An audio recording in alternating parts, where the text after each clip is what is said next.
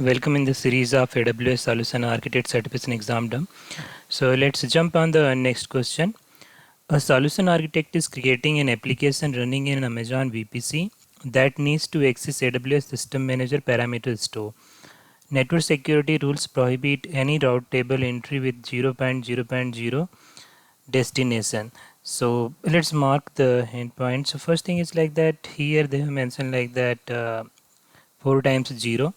So if suppose this access we are giving to anyone, it means any IP address can access it. So uh, network security rules is saying that you should not go with such kind of rules, otherwise it will breach the security.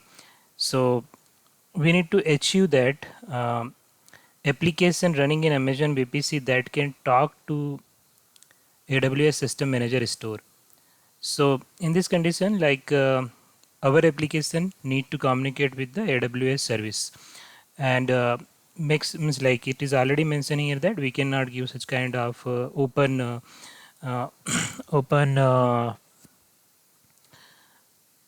open access to all kind of the IP addresses. So let's jump on the next part of this question. What infrastructure addition will allow access to the AWS service while meeting the requirements? So there is not a big things to resolve these issues, but only one thing is like that it is not mentioned many things about that, like we need to do with which kind of approach. So any one of them we can select here, but it should be like AWS managed service as well as it is not like one VPC is communicating to another VPC while it is trying to say like that an application is trying to communicate with AWS System Manager parameter store. So let's jump on the option. First option is saying that VPC peerings. VPC peering is useful when you are having the VPC 1 and VPC 2 wants to communicate to each other.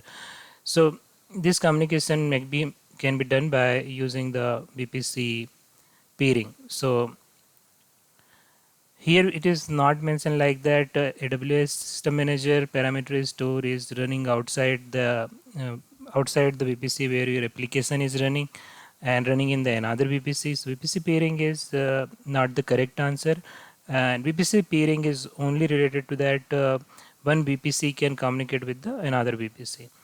Now talk about the NAT instance and the NAT gateway. So both NAT instance and NAT gateway need one more EC2 instance where we can create the NAT instance, and that AMI or instance must be in the public subnet. So here it is not like that we are having one more private subnet and we want to communicate with the making net instances and sending the call to private subnet. So net instance and net gateway are useful when you want to communicate something which is there into the private subnet.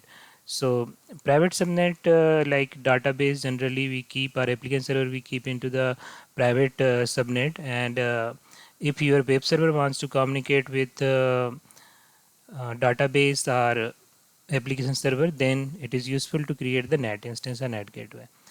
Now it is the last is the AWS private link. So let me mark it wrong. These three are wrong here. So AWS private link, it is required for us to know what exactly is the AWS private link. So I have created one page.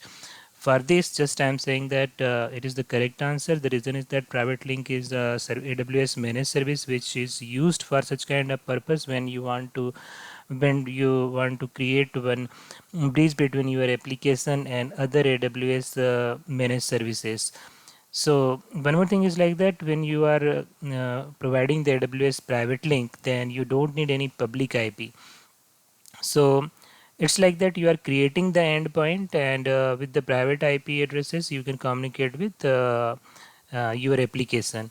So it's not available publicly to the outer world, and they cannot do anything with AWS System Manager parameter store, because private link is created between your application and your AWS System Manager through the endpoint.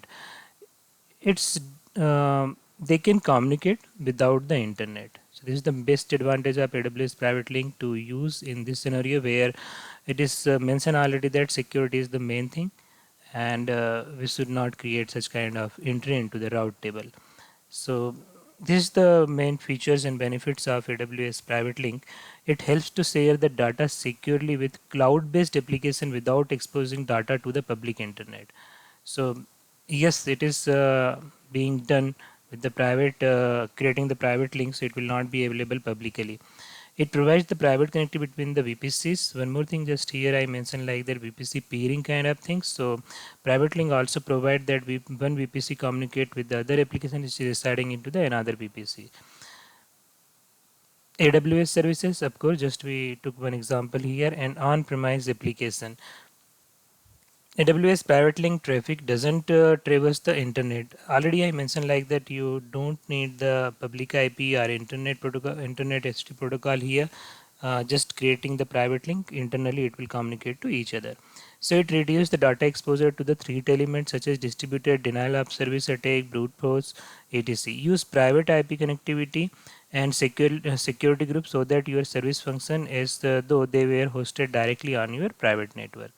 So just by using the private IP connectivity, you can create the, with the help of private IP address, you can create the private link service, bridge between the your application and like other AWS managed services. Example here like AWS System Manager. So this is all from my side. Thanks.